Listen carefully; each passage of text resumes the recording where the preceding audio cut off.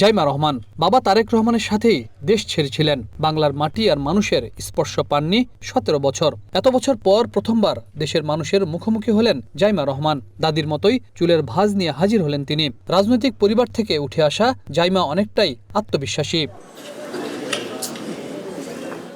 জাতি গঠনে নারী, নীতি, সম্ভাবনা এবং বাংলাদেশের ভবিষ্যৎ শীর্ষক আলোচনা সভায় প্রথমবারের মতো যোগ দেন তিনি। তার সাথে ছিলেন দেশের প্রতিষ্ঠিত নারীরাও। শুরুতেই নারীদের পথ চলা কতটা কঠিন তা তুলে ধরেন ব্র্যাক এন্টারপ্রাইজ এর ব্যবস্থাপনা পরিচালক Tamara Abed. One stop service desk for women তৈরি করা যেতে পারে, যেখানে অ্যাডমিনিস্ট্রেটিভ সাপোর্ট তো আছেই। একটা নারীর ব্যবসা শুরু করতে হলে বিভিন্ন ধরনের অ্যাডমিনিস্ট্রেটিভ স্টেপসের মধ্যে দিয়ে যেতে হয়। আপনার business registration, tin, trade licence, এগুলো তো আছেই। বাট ফাইন্যান্সিয়াল লিটারেসি, কিভাবে বেসিক বুককিপিং করতে হয়, কিভাবে একটা লোন ম্যানেজ করতে হয়, কিভাবে একটা ইনভেস্টমেন্ট প্রপোজাল তৈরি করতে হয়, কিভাবে একটা ব্যবসা পরিচালনা করতে হয়, এরকম ট্রেনিং দেওয়া সম্ভব। ডিজিটাল লিটারেসি ইজ ইম্পর্ট্যান্ট এখন।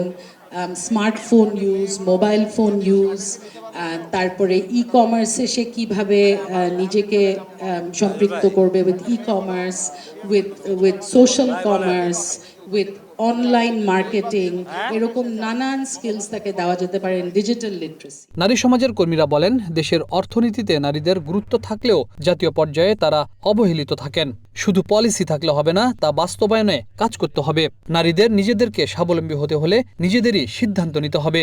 বড় বড় শুধু পলিসি থাকলেই হলো না, আসলে সেটা মাঠ পর্যায়ে অর্থাৎ ফিল্ড লেভেলে সেগুলো বাস্তবায়ন করাটাই হচ্ছে গুরুত্বপূর্ণ।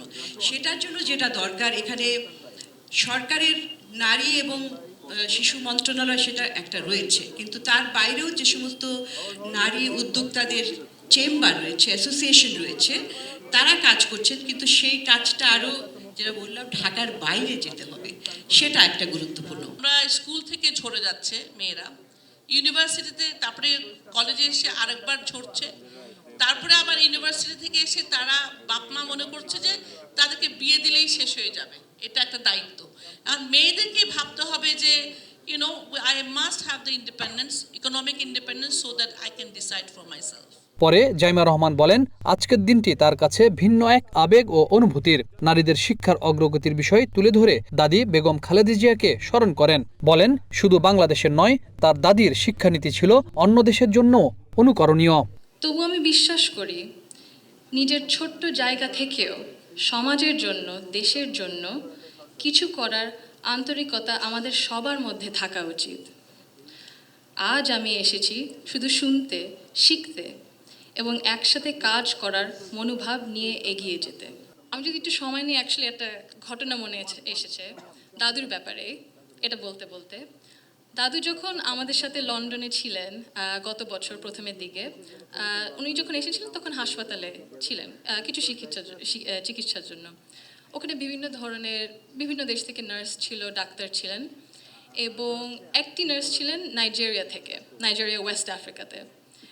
আম্মা আব্বা একদিন দাদুকে সকাল সকাল দেখতে গেছিল।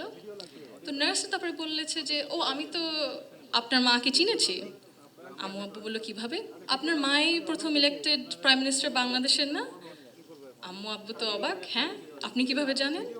তো নার্স তারপরে বললো যে, আপনাদের যে উনি যে এত কিছু করেছেন এই মেয়েদের শিক্ষার জন্য, specially primary education, food for education, cash for education, এগুলো আমাদের সরকার ওই 35-30 বছর আগে দেখে ইমপ্লিমেন্ট করেছিল।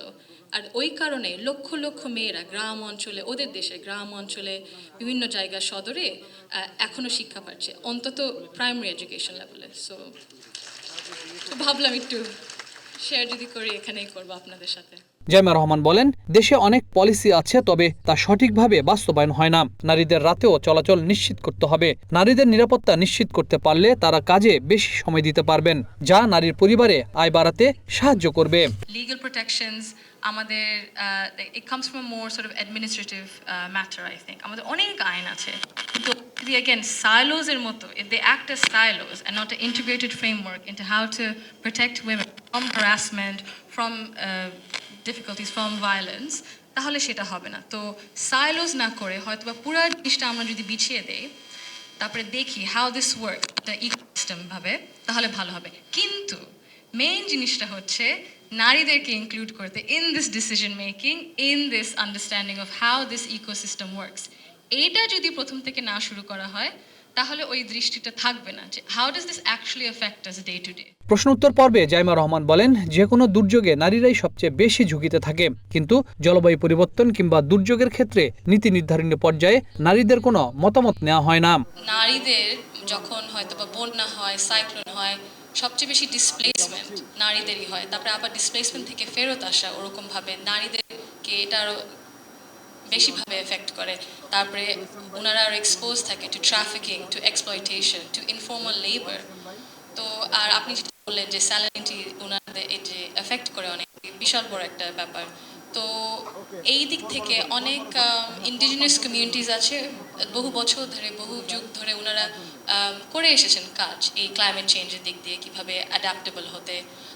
নারীদেরকে আমার মনে হয় অতটা প্ল্যানিংয়েও ইনক্লুড করা হয় না, ক্লাইমেট চেঞ্জ পলিসিস কীভাবে প্ল্যানিং করা হবে, ডিজাস্টার প্ল্যানিংয়ে। তো অবশ্যই এটা আরও আমাদের ইনক্লুশন আরও প্রয়োজন, কারণ যদি ইনক্লুশন না থাকে in leadership positions, mid level, junior সবগুলো পজিশনে, তাহলে আমরা ওনাদের দৃষ্টিটা পাবো না। তিনি বলেন, সামাজিক মাধ্যমে নারীরা হেনস্থার শিকার হচ্ছে, এসব ঘটনায় নারীরা যাতে অভিযোগ করতে পারে সেই ব্যবস্থা করতে হবে।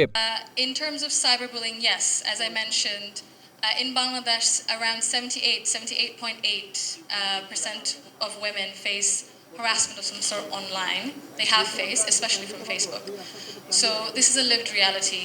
There are not enough, definitely legal protections. There are not enough sort of protections in terms of reporting systems and such. That definitely needs to be done. Digital literacy, definitely something that I believe you touched on as well. Aside from financial digital literacy, in terms of how to keep you safe as well, how to report, working with online platforms, definitely that's something we need to strengthen.